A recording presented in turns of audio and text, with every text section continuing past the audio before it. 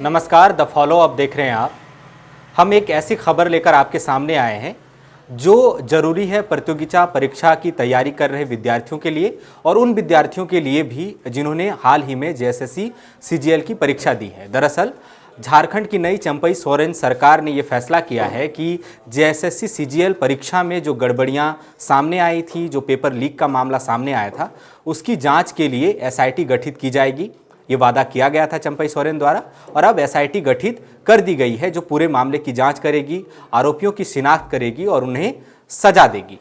अब इसमें रांची सदर डीएसपी संजीव कुमार बेसरा के नेतृत्व में विशेष जांच दल एसआईटी का गठन किया गया है, जिसमें 4 एसआई सहित अन्य पुलिसकर्मी शामिल हैं और ये टीम जो है पूरे मामले की जांच करेगी और इसमें कई मोर्चों पर ये जांच करेगी कि प्रश्न पत्र कैसे लीक हुआ, कैसे जो सवाल हैं उनके जवाब कैसे अभ्यर्थियों तक पहुंचे थे और किस किस स्तर से इस तरह की गड़बड़ियां हुई और ये ना दोहराया जाए दोबारा, इस बात का भी ध्यान रखा जाएगा। आपको बता दें कि 28 जनवरी को जेएसएससी सीजीएल की परीक्षा झारखंड के अलग अलग जिलों में बनाए गए परीक्षा केंद्रों में आयोजित हुई थी और परीक्षा जब खत्म हुई पहली 3 पाली की, तो तीसरी पाली की परीक्षा खत्म होने के कुछ ही देर बाद ये बात सामने आई कि जो सवालों के जवाब हैं वो कुछ घंटे पहले से ही व्हाट्सएप पर शेयर किए जा चुके थे और जब अभ्यर्थियों ने व्हाट्सएप में आए जवाबों से सवालों का मिलान किया तो बहुत सारे जवाब जो हैं मिल रहे थे। तो इसका सीधा सा मतलब ये था कि परीक्षा में निश्चित तौर पर गड़बड़ी हुई है। तो उस दिन से ही लगातार इसका विरोध हो रहा था। उसके दूसरे चरण की परीक्षा 4 फरवरी को होने वाली थी और अभ्यर्थी उसको भी रद्द करके जांच करने की मांग कर रहे थे।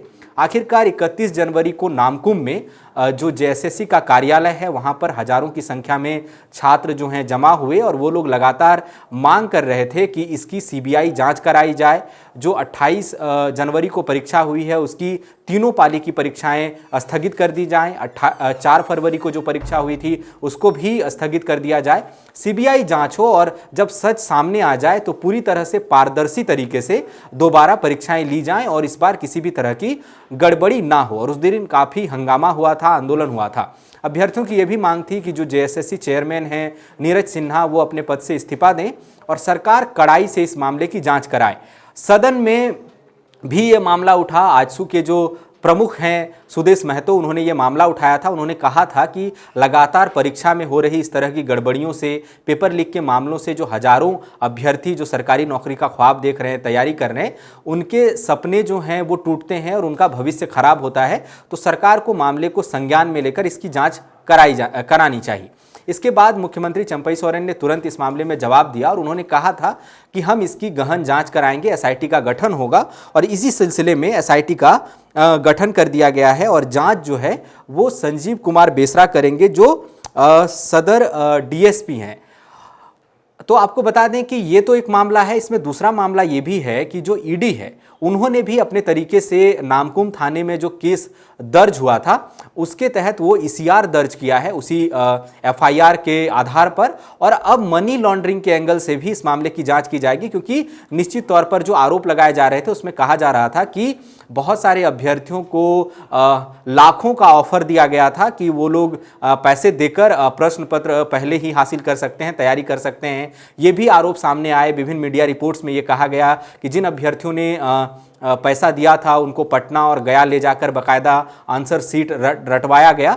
तो मनी लॉन्ड्रिंग के एंगल से भी ईडी मामले की जांच करेगी। तो ये भी एक बहुत बड़ा मसला है। आपको मैं बता दूं कि नामकुम थाना में केस संख्या 45/24 के तहत केस दर्ज किया गया है। उसमें आईपीसी की धारा 467, 468, 420 और 120 बी लगाया गया है। आईटी एक्ट के तहत भी मामला दर्ज हुआ है। इसके अलावा Jharkhand competitive examination prevention and redressal of unfair means in recruitment act 2023 के तहत भी मामला दर्ज किया गया। आप जानते हैं कि झारखंड पर सरकार जो है प्रतियोगी परीक्षाओं में किसी भी तरह की गड़बड़ियों को रोकने के लिए कानून लाई थी, जिसमें आजीवन कारावास से लेकर 10 करोड़ रुपए तक के जुर्माने का प्रावधान किया गया था, उसमें उनके लिए भी था जो लोग इस तरह की गड़बड़ियों में शामिल होते हैं, किसी भी तरह से अभ्यर्थियों को फायदा पहुंचाते हैं, प्रश्न पत्र लीक कराते हैं, आंसर शीट लीक कराते हैं या कंप्यूटर टेक्नोलॉजी के जरिए किसी तरह की नकल कराते हैं। और इसमें यह भी प्रावधान किया गया था कि जो अभ्यर्थी इसमें सवाल उठाते हैं,